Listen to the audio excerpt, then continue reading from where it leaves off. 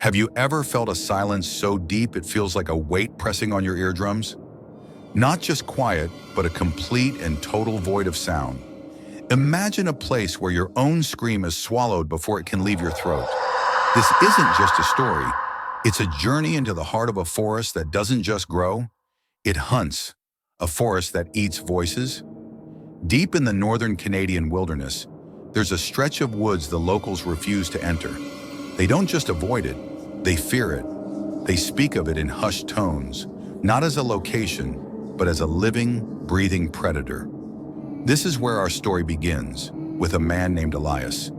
He's searching for his sister, who vanished weeks ago. He's desperate, and the townspeople's warnings sound like folklore, like campfire stories meant to scare children. He dismisses their pleas, their talk of a silent maw, and steps onto a path carpeted with dry, brittle needles. For the first hour of his trek, the world is normal. The distant hum of a truck on a far-off highway, the chattering of birds, even the wind sighing through the pines. But slowly these sounds begin to fade.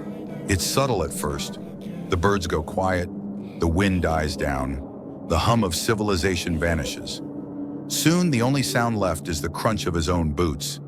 Then that too becomes muffled, as if he's walking on thick velvet instead of earth. He crosses an unseen line, a threshold into a different world, and suddenly there's nothing. No rustling leaves, no chirping insects, just an absolute unnerving stillness. Elias stops, confused. He calls out his sister's name, Anna! The word forms on his lips, his chest vibrates with the effort, but no sound comes out. It's not that it's quiet, it's that the sound is stolen the moment it's created. He tries again, screaming her name with all his might. Nothing. Not a whisper, not an echo. Just a gaping, hollow vacuum where his voice should be. Panic begins to set in. He tries to hear his own breathing, the frantic beat of his heart. Silence. He stomps his foot, expecting a thud. Silence. The silence is no longer an absence of noise. It's a physical presence, a smothering blanket pressing in from all sides.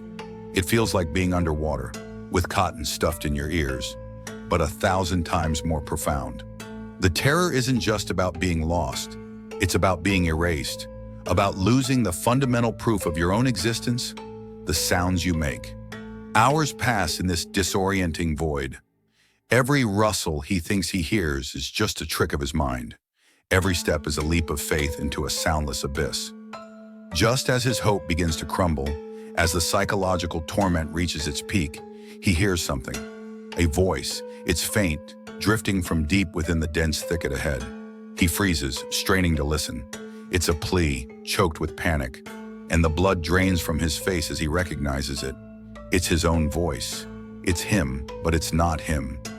The voice is tinged with a terror he hasn't yet allowed himself to feel, and it's begging, "Run!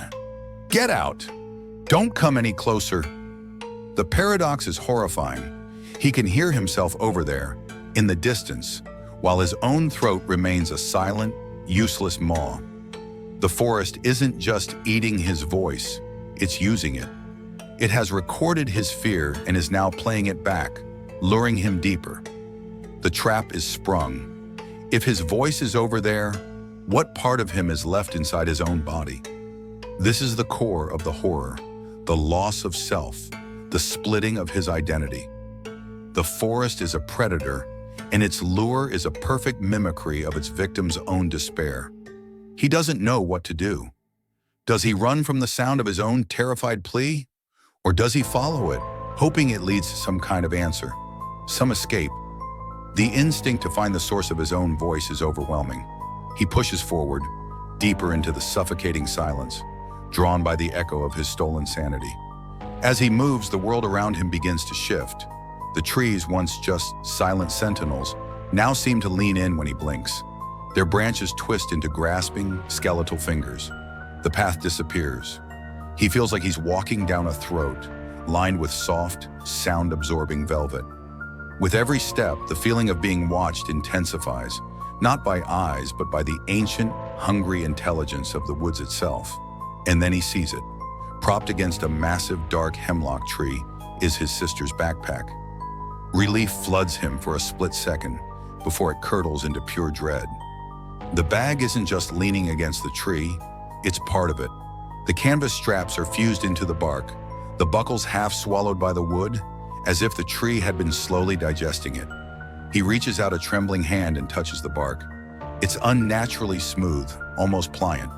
It's in this moment he finally understands. The locals were right. This isn't a forest, it's a stomach. He didn't get lost. He took a wrong step and walked straight into its digestive tract.